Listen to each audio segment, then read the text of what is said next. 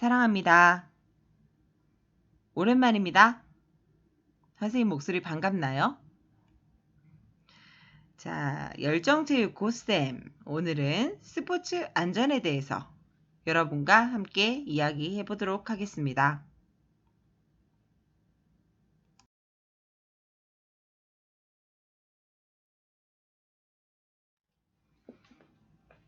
자, 체육 시간을 처음 시작할 때 선생님이 소개한 적이 있죠? 우리 체육 교과서는 건강, 도전, 경쟁, 표현, 그리고 안전 이렇게 5개의 영역으로 나눠줍니다. 오늘 수업할 부분은 안전 영역에 속하는 부분입니다. 그 중에서도 스포츠 안전에 대한 이야기를 나눌 건데요. 안전은 이 앞에 있는 건강, 도전, 경쟁, 표현 어느 곳에서든 다 상관이 되어지는 중요한 부분입니다. 여러분의 안전에 대해서 굉장히 중요하다고 강조하고 싶습니다. 같이 한번 출발해 봅시다. 이 안전 파트에서 2가지를 특히 다뤄보겠습니다. 첫 번째로 스포츠 안전사고의 유형과 특성, 그리고 2번째는 스포츠 안전사고의 예방과 대처입니다. 오늘의 학습 목표는 이렇습니다. 첫 번째, 스포츠 상황에서 발생할 수 있는 다양한 안전사고의 유형과 특성을 탐색할 수 있다. 둘째, 스포츠 활동 중 발생할 수 있는 안전사고의 예방법을 알고 안전사고가 발생했을 때 적절한 대처 요령과 처치 방법을 적용할 수 있다. 그리고 셋째, 스포츠 안전에 영향을 미치는 환경 요소를 알고 환경 요소를 고려하면서 스포츠 활동을 안전하게 할 수 있다. 오늘 학습을 마치고 이 모든 것을 할 수 있기를 바랍니다.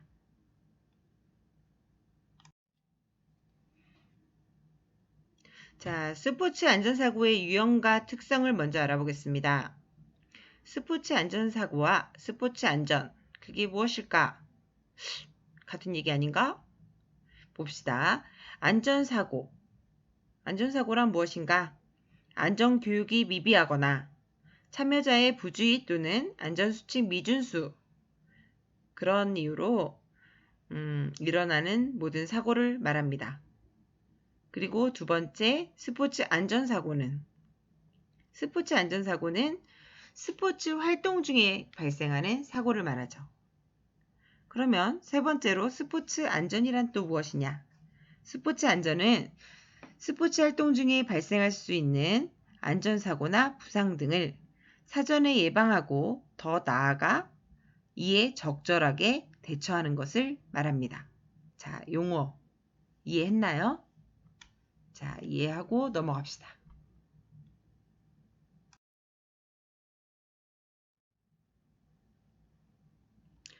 스포츠 안전의 중요성. 스포츠 안전사고를 겪게 되면 어떻게 되죠? 다치죠. 그 부상의 정도가 작거나 크거나 어찌됐건 다쳐서 어떠한 일이 벌어집니다. 그래서 매우 중요합니다.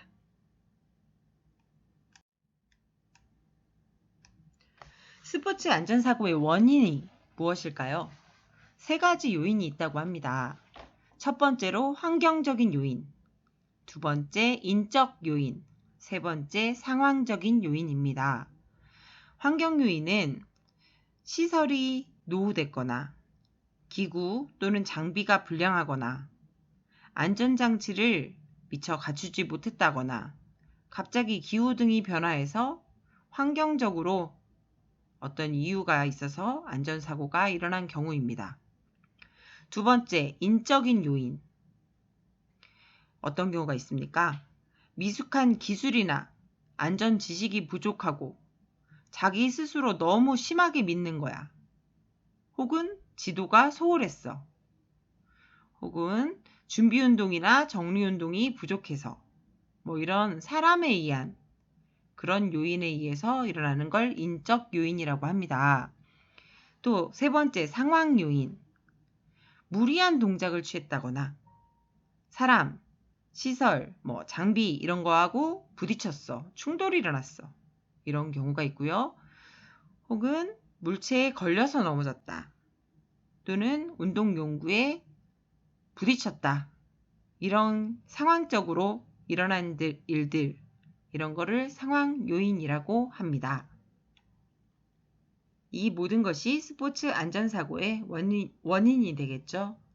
세 가지 요인입니다. 기억해 두세요. 개인 경기, 단체 경기, 경기 관람에서도 안전사고가 일어납니다. 개인 경기에서는 경기 시작 전에 준비 운동을 하지 않고 무리한 동작을 하며 안전사항을 지키지 않고 부주의하게 행동하기 때문입니다. 따라서 이러한 사고로 염좌, 뼈다 이렇게 얘기하죠. 통증, 찰과상, 좌상, 골절 이런 것들을 입고요. 부상의 종류에 대해서는 뒤에서 좀 더 세세하게 설명하도록 하죠. 대인 및 단체 경기에서는 원인으로는 과시욕, 지나친 경쟁, 그릇된 경쟁 이런 거에 의해서 승부욕, 과열된 경쟁 이런 거에 의해서 격렬한 몸싸움 이런 걸로 인해 서로 부딪히고 상대방을 제압하고 이런 과정에서 안전사고가 발생하기도 합니다. 또 경기 관람할 때 이럴 때는 언제 일어나느냐? 관중이 많이 들어찬 상황에서 관람 질서를 지키지 않고 선수나 혹은 다른 관람객들에게 피해를 주기도 하고 경기 시설에 부주의한 사용을 한다거나 팬들 간의 감정 싸움, 몸싸움 이런 것들로 인해서 어떤 사고가 일어나죠. 잘못하면 대규모 참사로도 이루어지는 이런 안전사고들이 있습니다.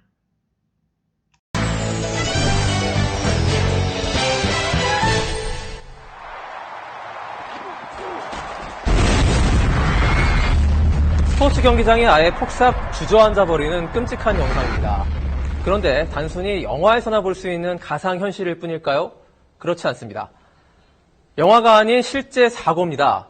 1989년 전 세계를 충격에 빠뜨린 영국 힐스버러 경기장의 비극인데 한꺼번에 많은 관중이 몰려들면서 경기장 펜스가 무너지고 사망자만 90여 명에 이르는 대형 참사였습니다. 수만 명이 한 번에 모이는 스포츠 이벤트는 이렇듯 대형 사고의 위험이 상존하고 있습니다. 그렇다면 국내 스포츠는 어떨까요? 먼저 이승철 기자가 국내 스포츠 안전 실태를 점검해봤습니다. 우선 경기장 구조부터 문제입니다. 관중의 시야 확보를 위한 가파른 설계가 안전에는 위험 요소입니다. 관중석 1층의 경사각은 25도 안팎으로 완만하지만 일부 경기장의 관중석 2층은 경사각이 34도에 이를 정도로 아찔합니다.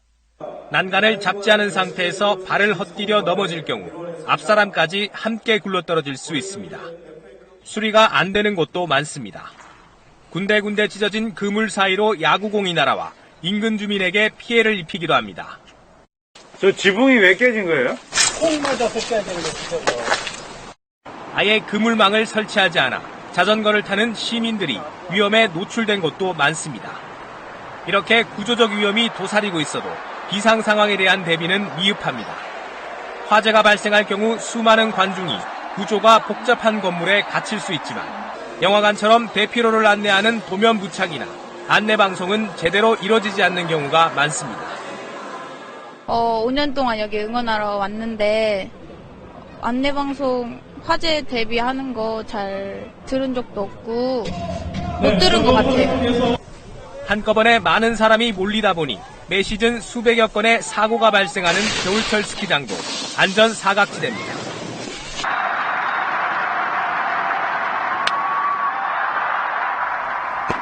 프로야구 보러 가실 때 혹시 이 글러브 챙겨 가십니까? 파울볼이 빈번히 날아드는 내야석은 실제로 굉장히 위험한 공간입니다.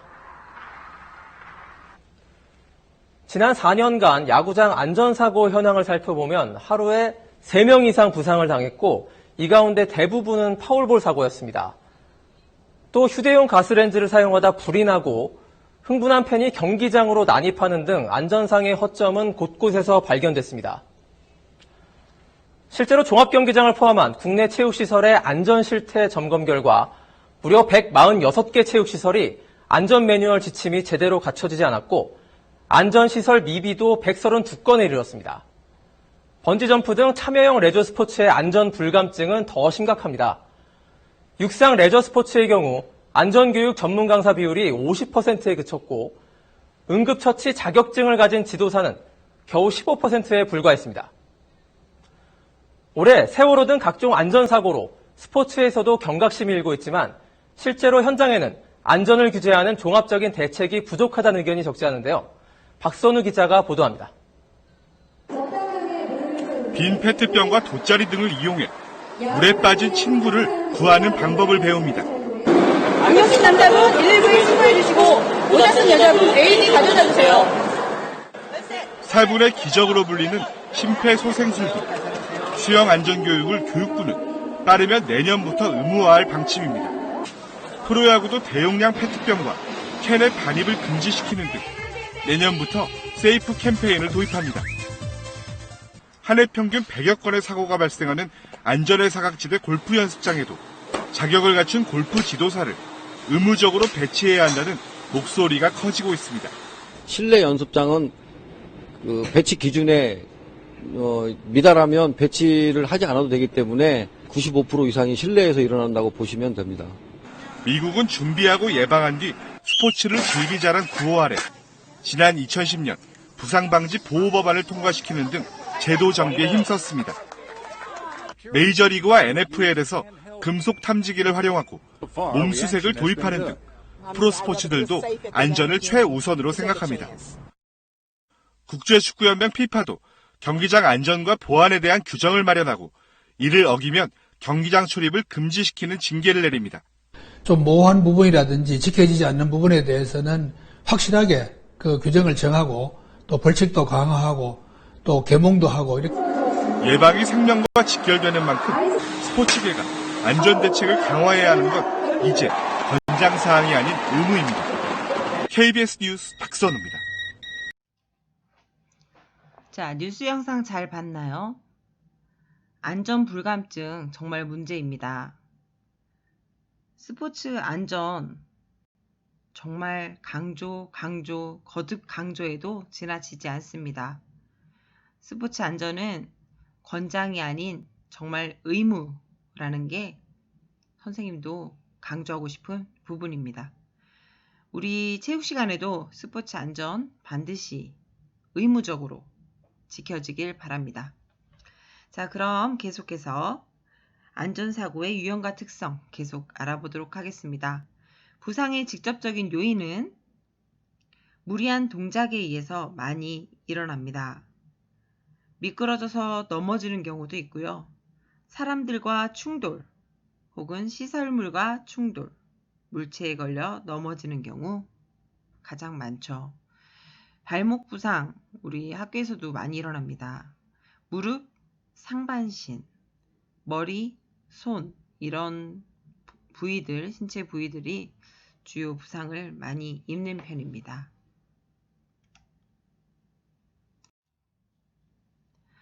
스포츠 안전사고의 예방에 대해서 알아보도록 하겠습니다. 첫 번째, 스포츠 참여자의 안전사고 예방. 이 부분을 세 가지로 나누어 살펴보겠습니다. 첫 번째, 활동 전, 두 번째, 활동 중, 그리고 마지막으로 활동 후에 대해서. 활동 전에는 준비 운동을 실시해야 합니다. 부상을 예방하기 위해서죠.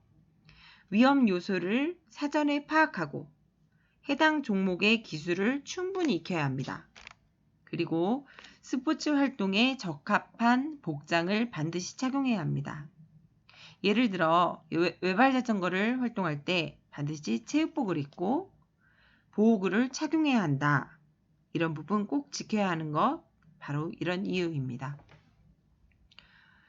그리고 두 번째, 활동 중에 활동 중에는 운동 강도에 적절한 휴식 취하기, 충분한 수분과 영양 보충. 우리 체육 시간은 짧은 시간이니까 중간에 이런 일을 하지 않더라도 긴 시간 하는 운동에는 필요하겠죠. 그리고 정확한 동작을 구사해야 되겠고, 지나친 승부욕이나 경쟁의식은 버려야겠습니다. 활동 후에는 정리운동 필요합니다. 스트레칭 꼭 해야 되겠고요. 충분한 수분과 영양 보충, 장비 및 시설 등 정리를 철저히 해야 사고가 예방이 됩니다. 스포츠 안전사고의 예방에서 두 번째, 스포츠 관람 시에도 안전사고를 예방하는 수칙들이 있습니다. 괴성 지르지 않기, 질서 있게 입장하고 퇴장하기, 안내 요원의 안내에 적극적으로 협조하기, 경기장 안으로 위험한 물건을 던지지 않기, 폭죽, 폭음탄, 그런 위험한 물질 들고 들어가지 않기, 날아오는 공을 맨손으로 잡지 않기, 위급한 상황에 대비하기 위해 방송 항상 경청하기, 좌석이 아닌 곳에서 관람하는 것 금지하기 등등이 있겠습니다. 지킬 수 있죠? 스포츠 안전사고의 예방, 그 세 번째는 제도적 장치와 안전체계 구축을 통한 스포츠 안전사고 예방입니다.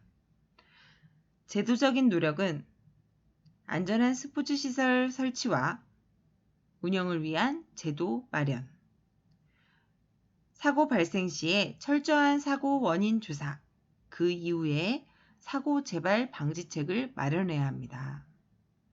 두 번째, 관리 체계를 구축해야 되죠. 안전관리 매뉴얼 및 체크리스트를 활용해서 위험 요소를 점검하고 사고 발생 시 대처 요령 또는 예방 그런 안전계획을 수립해야 됩니다. 그리고 안전교육을 실시해야 합니다. 정기적인 스포츠 안전교육 실시로 스포츠 안전사고에 대한 경각심을 고취시켜야죠. 그래서 선생님이 지금 안전교육을 실시하고 있습니다. 스포츠 안전사고 발생 시 조치 방법에 대해서 알아보도록 하겠습니다. 먼저 응급처치란, 응급처치가 무엇입니까? 응급환자의 기도를 확보하고 심장 박동을 회복시키며 그 밖에 생명을 위협하는 요소를 제거하기 위해서 긴급히 치료하는 것.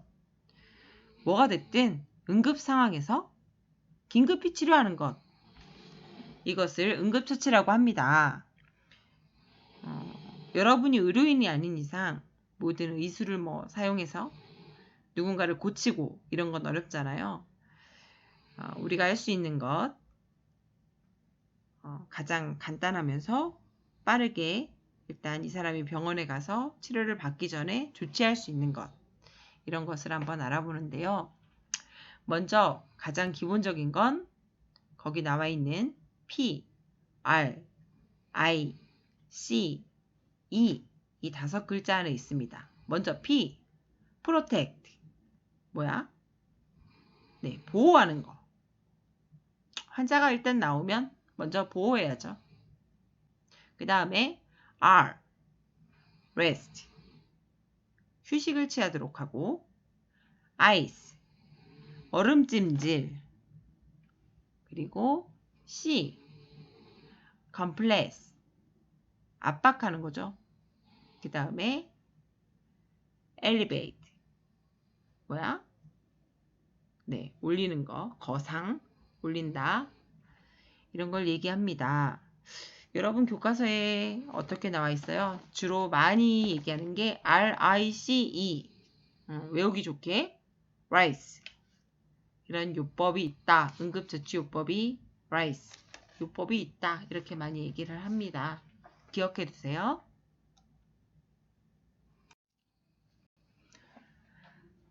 스포츠 안전사고 발생 시 조치 방법입니다. 일단 첫 번째로 상황을 판단해야죠. 응급 상황 여부를 인지하고 환자 상태를 파악하는 겁니다.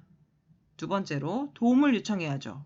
여러분이 직접 어떤 의사나 어떤 활동을 할 수 있는 사람이 아니니까요. 도움을 요청합니다.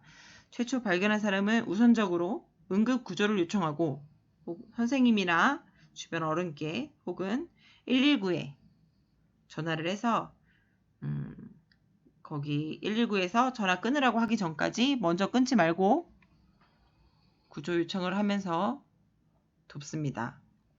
그리고 응급처치를 해야죠.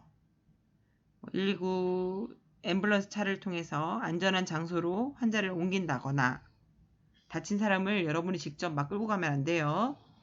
그리고 할 수 있는 한 응급처치를 시행한다거나 119에서 전화통화로 시키는 대로 그리고 병원으로 환자를 이송하는데 최대한 도울 수 있는 만큼 돕도록 하면 됩니다.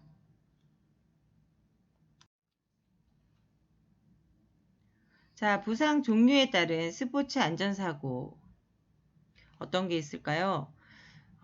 첫 번째 염좌라고 있습니다. 염좌는 뭐냐?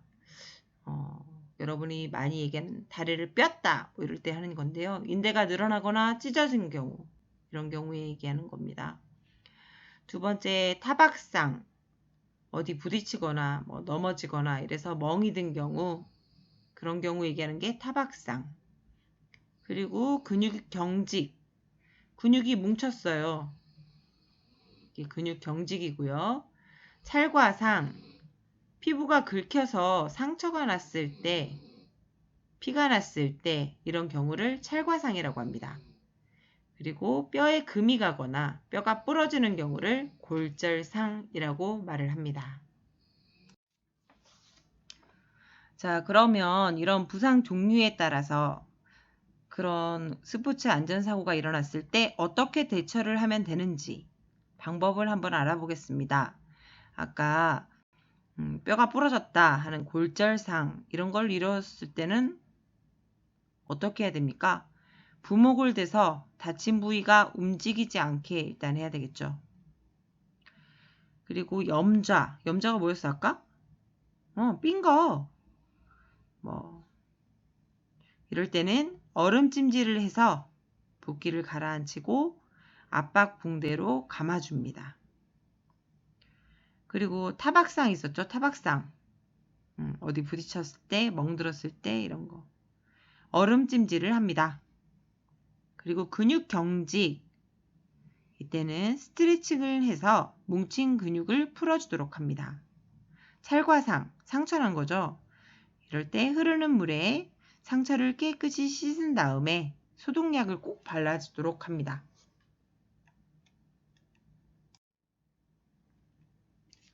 굉장히 드물게지만 또 무시하고 지나갈 수 없는 큰 사고, 심장마비 이런 일이 있잖아요. 이런 일이 있을 때는 또 어떻게 대처하느냐? 심장마비 증상을 보이면 즉시 심폐소생술 CPR을 실시해야 합니다. 자동 심장 충격기 AED라고 하는데 그것이 구비되어 있다면 사용해야 합니다. 우리 학교에도 이게 있습니다. 어디 있는지 알고 있습니까? 중앙현관에 본건물 중앙현관에 들어가면 행정실 가기 전에 그 중앙현관 우리 열 체크하는 곳 있죠? 거기 바로 앞에 AED가 있습니다. 지나가다가 한번 꼭 확인해 보세요. 응급시 선생님이 혹은 누군가가 AED가 필요하다 하면 바로 가져올 수 있도록 그것을 사용합니다. 그리고 또한 주변 사람들에게 도움을 요청해서 119에 신고하도록 합니다. 또 응급요원이 도착할 때까지 계속 심폐소생술 반드시 해야 합니다.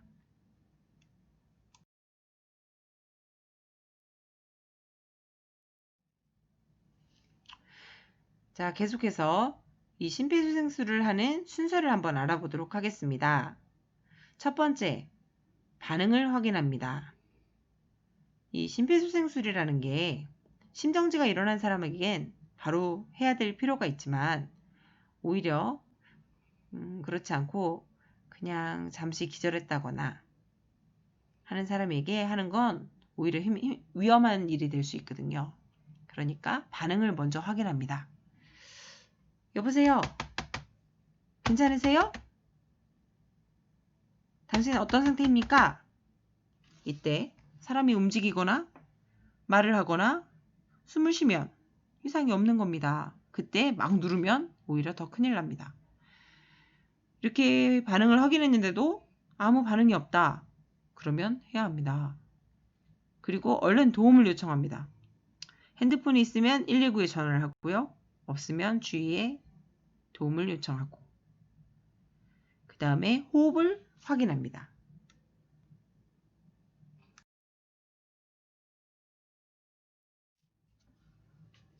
자, 여기까지 호흡을 확인했는데도 이 사람이 아무 반응이 없다. 숨도 안 쉬고 움직이지도 않아. 그러면 바로 가슴 압박을 시작합니다. 언제까지? 119 구급대가 올 때까지 계속합니다. 그러면서 인공호흡을 하면 좋습니다. 그러나 인공호흡에 자신이 없는 경우에는 가슴 압박만 계속 실시해도 괜찮습니다.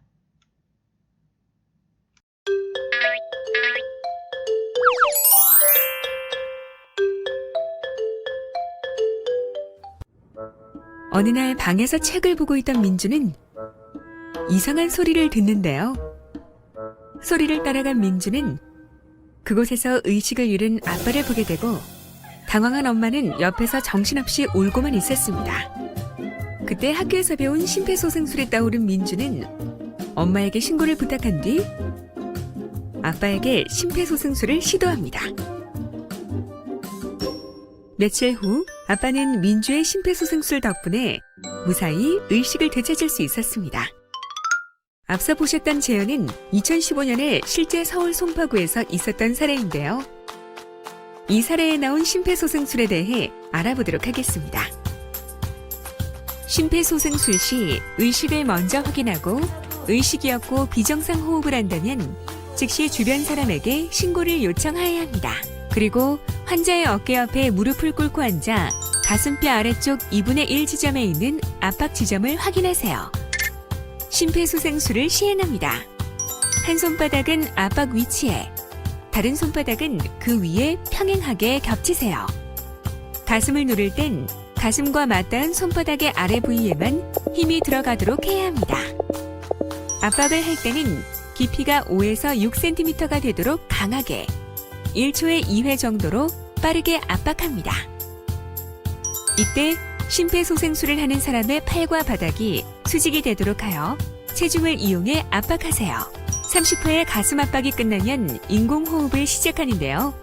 인공호흡은 반드시 전문교육을 받은 사람만 시도해야 합니다. 전문교육을 받지 못했다면 인공호흡 없이 계속해서 가슴 압박을 해주세요. 한 손으로 턱을 들어 올리고 다른 손으로는 머리를 젖힌 후 입안에 이물질이 있는지 확인합니다. 그 다음 머리를 젖힌 손에 검지와 엄지로 코를 막고 환자의 입에 가슴 상승이 보일 정도로 호흡을 1초씩 2회 불어넣어줍니다. 이후에는 다시 가슴 압박을 시작합니다. 이 심폐소생술은 환자가 깨어나거나 구급대원이 올 때까지 계속해 주어야 한다는 것 잊지 마시고요. 무엇보다도 실제 상황에서 당황하지 않도록 평소에 반복적으로 연습하는 것이 중요합니다. 시시때때 안전 맞춤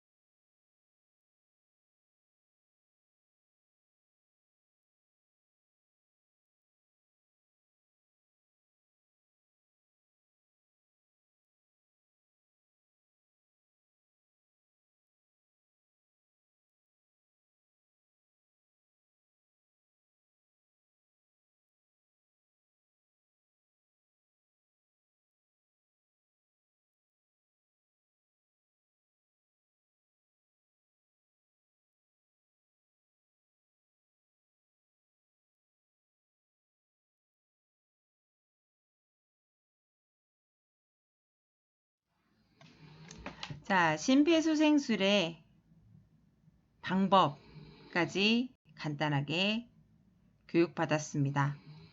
자, 한번 정리해 볼까요? 스포츠 안전에 대해서 정리해 보도록 하겠습니다. 스포츠 안전사고의 원인의 요인으로는 먼저 어떤 게 있었습니까? 첫 번째, 환경적인 요인. 두 번째, 인적 요인. 세 번째, 상황적 요인이 있다. 기억나죠? 그 다음, 스포츠 활동 전에 반드시 뭐 해야 돼?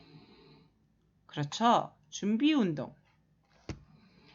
그 다음에 활동 후에는 정리 운동. 그 다음에 스포츠 안전사고 발생 시 조치 방법 뭐 있었어? 그렇죠. RICE. RICE.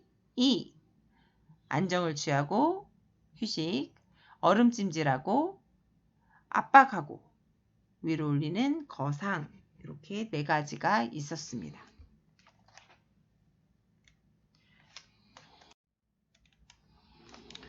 자, 지금까지 스포츠 안전에 대해서 한번 살펴봤습니다. 우리 다 함께 안전한 체육 수업, 그리고 더 나아가서 안전한 스포츠 문화 다 같이 우리 함께 만들어 봅시다. 수고했습니다. 사랑합니다. 대전 대신중학교 학생 여러분. 다음 시간에 또 만나요.